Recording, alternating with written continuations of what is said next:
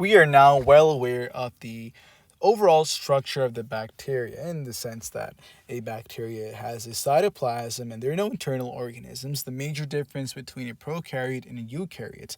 We also know that bacteria can have cell walls, and these cell walls are essentially responsible for us of maintaining osmotic pressure. We also have the cell membrane, but we can also have additional elements inside bacteria, and this video we're going to go over these additional elements. And for starting off with the capsule is also called the glycocalyx, which is just a polysaccharide goo, which allows the bacteria during colonization, they all come together, and it just makes it, in case in the human body or in organism's body, just makes it harder for antibodies released by the immune system to reach these bacteria. It's just a mechanism for protecting themselves. Another function of the capsule is attachment.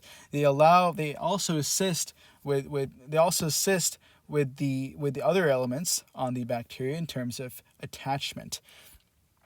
Another thing to understand is the flagella. The flagella is essentially responsible for giving the bacteria its ability to move around, called locomotion in terms of biology. And this flagella, we have three kinds of bacteria in reference to the flagella. We have a monotrichous, which just means that you have one flagella, an amphitrichous, which means that you have two flagellas on both ends, and we have a peritrichous, which means that you have multiple flagellas on the bacteria. It's important to understand and recognize that the bacteria's environment is always changing, and hence the bacteria itself has to be always consistently understanding its direction. So if it senses food, these receptors called chemoreceptors will sense that this let's say we have some food over here. These chemoreceptors will sense that food is present in the environment, and this will hence cause the flagella. The entire bacteria will signal the flagella to move towards the nutrients it needs. But on the other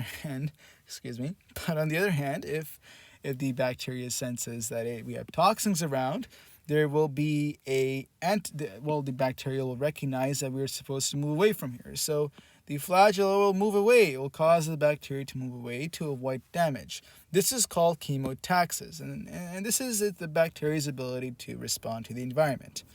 This is all made possible by the flagella, which is very important as we can understand. The flagella is made up of 35 genes coded. It has a filament, it has a hook, and it has a basal structure with rods inside. And in this case scenario, this is going to be a gram-negative bacteria cell wall, because we have the peptidoglycan in the middle right here, and it's covered by an outer membrane. So in this case scenario, the flagella is attached to the outer and the inner cell wall. An a very important thing to understand, I'd say, is the 9+2 arrangement of the microtubules in the eukaryotes compared to the prokaryotes. That's a very important understanding, and we'll build on this later on. But this rod right here is essentially rotating either in an anti-clock fashion or a clockwise fashion that will allow the movement of the bacteria. Now, these bacteria can be classified in terms of their ability to and where they live, and their environment can help us determine what kind of bacteria it is. So let's think about classification. Let's talk about temperature real fast. So bacteria that survive in normal average temperatures, like 30 degrees Celsius, are called mesophiles. And we have thermophiles, which can survive in very hot conditions. You probably expect to find these thermophiles, probably inside a hot spring, and like in Yellowstone or something, but it's super hot.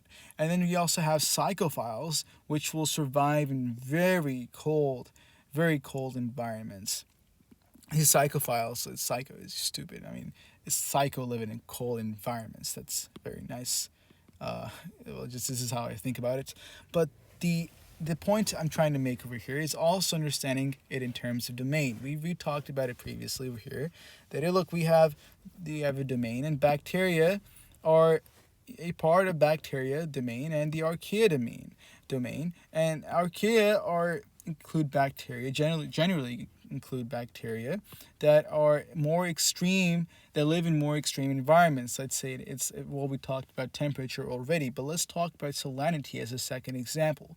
There's some bacteria that can live in very saline solutions, and these bacteria are archaea as well, and they have great pharmaceutical or industrial uses as well because of their ability to survive in extreme environments.